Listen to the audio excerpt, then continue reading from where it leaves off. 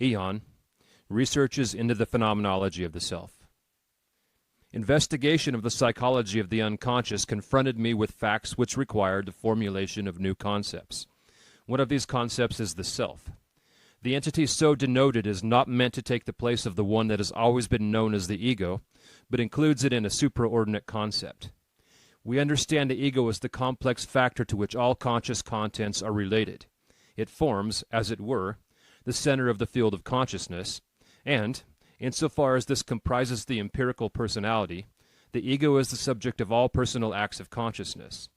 The relation of a psychic content to the ego forms the criterion of its consciousness, for no content can be conscious unless it is represented to a subject. With this definition, we have described and delimited the scope of the subject.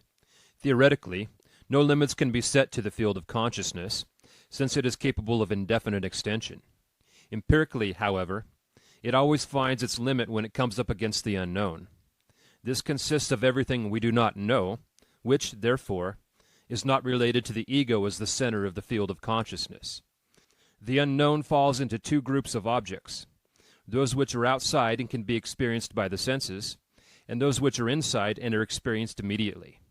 The first group comprises the unknown in the outer world, the second the unknown in the inner world. We call this latter territory the unconscious. The ego, as a specific content of consciousness, is not a simple or elementary factor but a complex one which, as such, cannot be described exhaustively.